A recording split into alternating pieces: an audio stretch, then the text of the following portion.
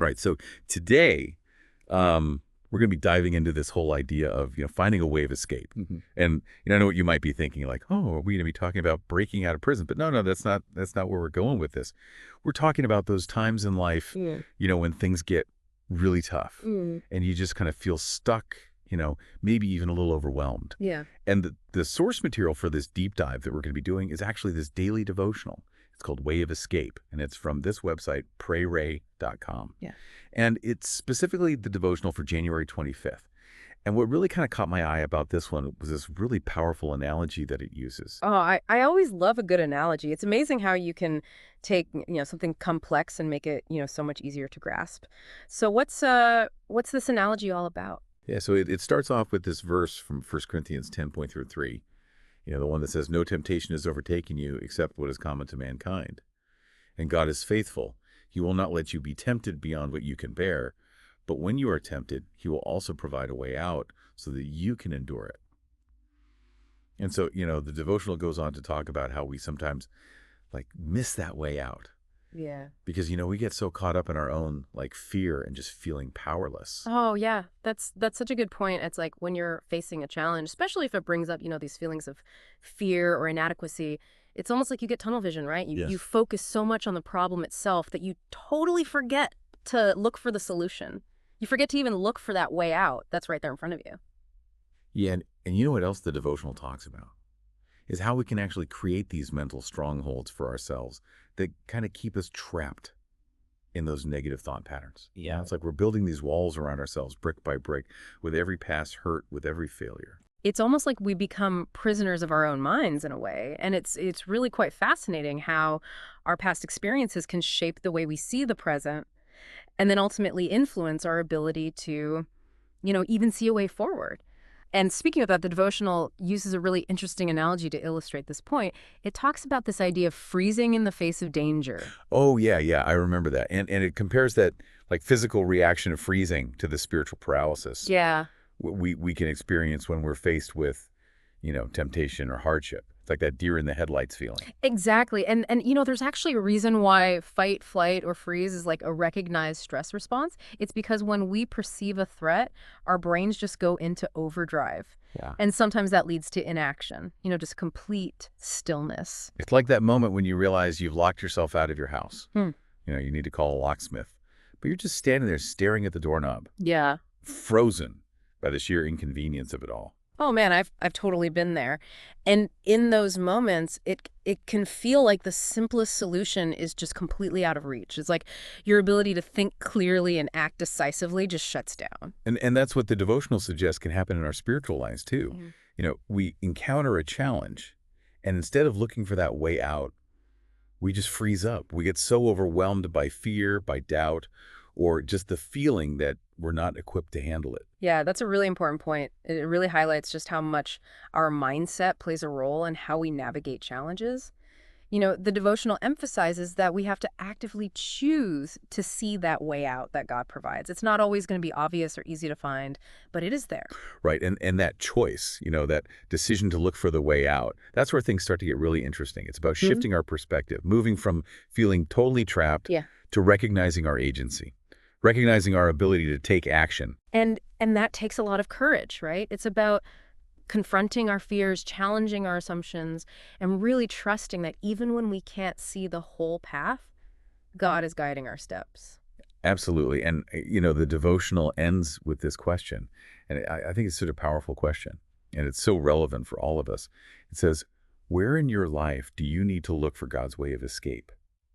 How can you start taking steps towards it, trusting in his strength rather than your own? Wow, that's a fantastic question to sit with. And I think it's a great segue into exploring the practical side of finding that way out. Yeah. How do we actually start taking those steps? Yeah. Especially when we've got fear or self-doubt holding us back. Yeah, because it's one thing to say, okay, I need to find a way out. Yeah. But it's a whole other thing to actually take that first step towards freedom. It's like standing at the edge of a diving board. You need to jump, but there's that hesitation, that little voice whispering, what if? Oh, I love that analogy. It perfectly captures that tension between wanting to break free and that fear that keeps us clinging to what's familiar, even if it's not good for us anymore. Yeah, and sometimes that fear is so ingrained, so deeply rooted in our past, that we don't even realize it's holding us back. It's like we've gotten so used to the bars of our own self-made prison that we've forgotten what it feels like to be truly free. That's such a profound thought. It makes you think about the role of awareness in this whole process of finding a way out. If we're not even aware of the fears and those limiting beliefs that are holding us captive, Yeah. how can we possibly break free? Yeah, I think awareness is crucial. It's like the first step to even unlocking that prison door. Hmm. We got to shine a light on those shadows, those hidden corners of our minds where fear and self-doubt have just taken root. And that takes courage, doesn't it? It's about being honest with ourselves, acknowledging the ways we might be sabotaging our own happiness, Mhm. and preventing ourselves from experiencing the fullness of life that God wants for us. Yeah, and it's about recognizing that those fears and limiting beliefs aren't the truth. They're just stories we've been telling ourselves, No. often for so long that they've become ingrained in our subconscious. Like we've built our entire identities around these stories. Yeah, And letting go of them can feel like we're losing a part of ourselves. exactly. And that's where faith comes in, right? Yeah. It's about trusting that there's a bigger story, a more expansive version of ourselves, that God is calling us to step into, even if it feels scary or unfamiliar. Yeah, I love that. It's about embracing the unknown, surrendering to the mystery, and trusting that even though we can't see the whole path, God is guiding our steps. And sometimes those steps lead us through some really tough times. But Yeah. even there, his rod and his staff, they comfort us. Yeah, that reminds me of Psalm 23. Even though I walk through the valley of the shadow of death, I will fear no evil, for you are with me. Such a beautiful reminder that even when we're facing our deepest fears, we're not alone. God is with us, guiding us, protecting us. Yeah. That's the beauty of faith, isn't it? It's about trusting that even when we can't see the way out, even when we feel lost and afraid, God is still working, still providing, still leading us towards the light. What's really striking me about this whole conversation is that finding a way out isn't just about escaping our current circumstances. It's about something much deeper, something more transformative. It's about discovering who we truly are, reclaiming our God-given power, and stepping into the fullness of life that He has planned for us. That's a beautiful way to put it. It's not about running away from something, but running towards something much greater, something more meaningful. It's about embracing the journey with all its twists and turns, knowing that it's leading us to a place of freedom and wholeness. And I think that that process of transformation, that's what we're really going to be diving into in the rest of this deep dive. It's about taking that question, the devotional post. Where in your life do you need to look for God's way of escape, and turning it into a call to action? I'm so excited to continue exploring this with you. It's amazing how a simple devotional can spark such profound reflections and lead us on this journey of self-discovery. I know, right? I'm really looking forward to unpacking what that journey might look like for each of us. What those steps towards freedom might involve and how we can support each other along the way. It's interesting how this conversation about a way out has brought us to this point, where we realize it's not about changing our situation, but changing ourselves. Like, it's about this internal transformation. Yeah, for sure. Yeah. It's like we can't experience that freedom on the outside until we deal with the stuff on the inside. Yeah. All that fear, the self-doubt, all those beliefs that hold us back. Right. It's like trying to escape a prison cell by just pushing on those bars.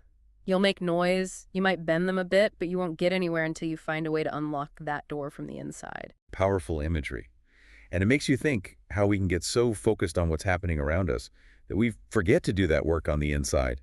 Looking at our own hearts and minds, figuring out what's not working for us anymore. It's like we're fighting shadows and forgetting to turn on the light. Exactly. And speaking of light, I've been thinking about something throughout this deep dive, this idea of gratitude and how it can help us find that way out. Oh, that's a big one.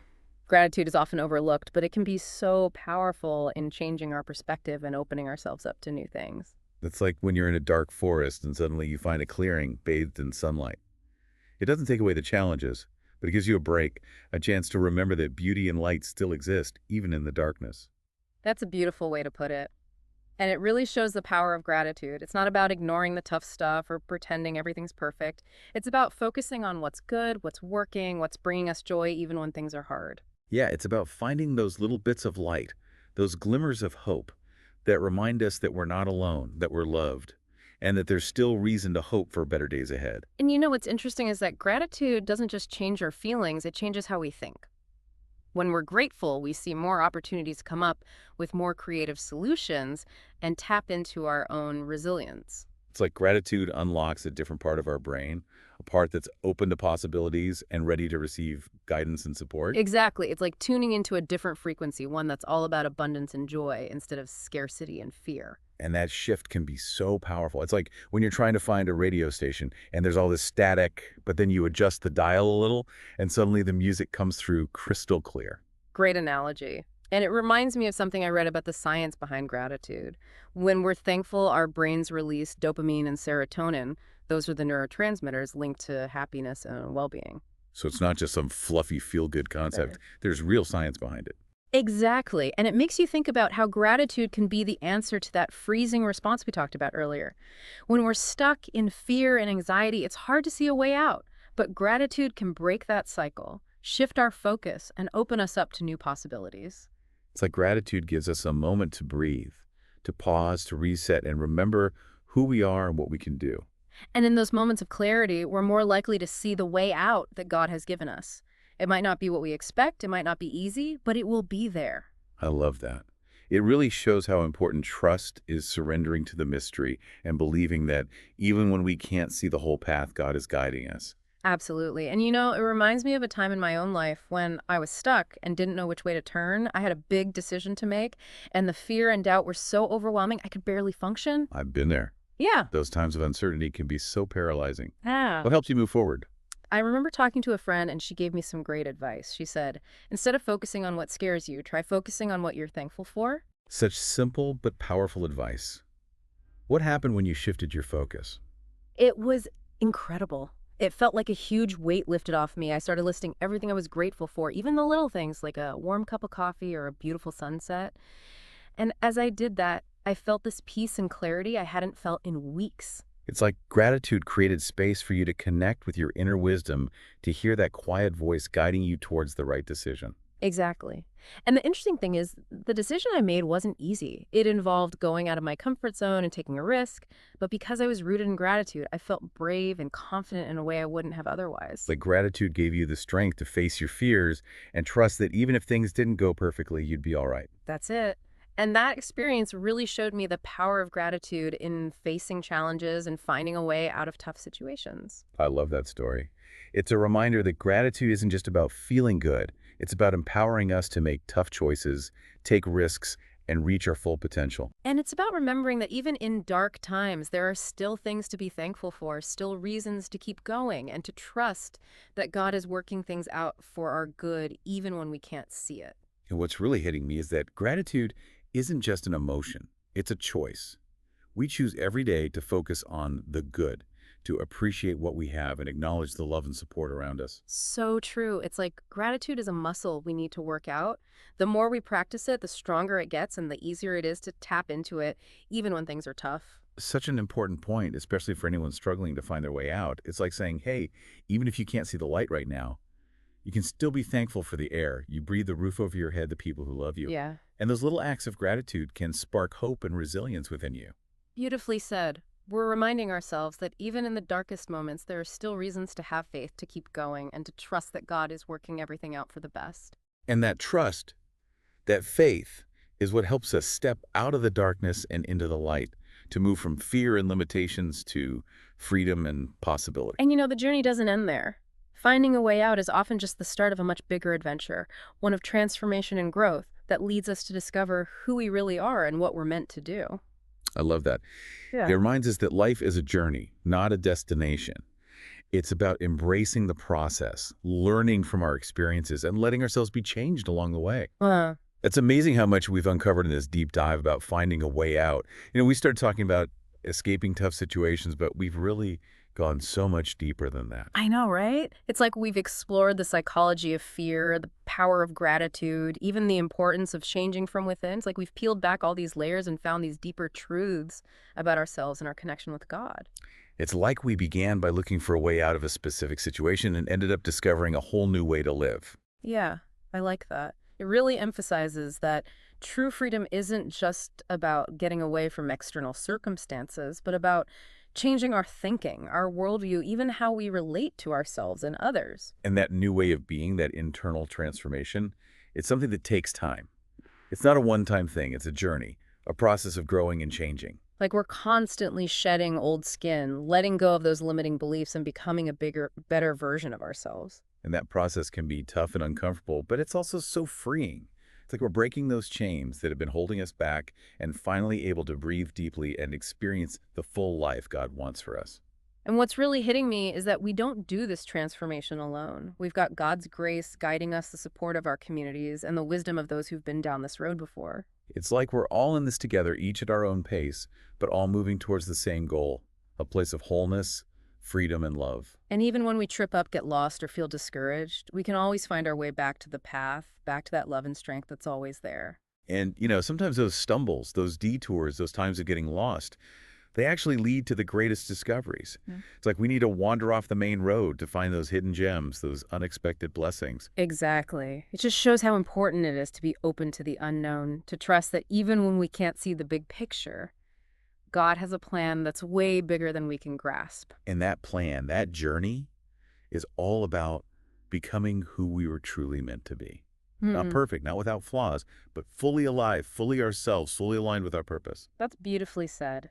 It's about recognizing that our imperfections, our flaws, our vulnerabilities are actually part of what makes us special and worthy. And it's about embracing those imperfections, those parts we try to hide or deny, and making them part of our whole authentic self. It's like we're taking all the broken pieces and creating this beautiful mosaic of strength and beauty. Such a powerful image.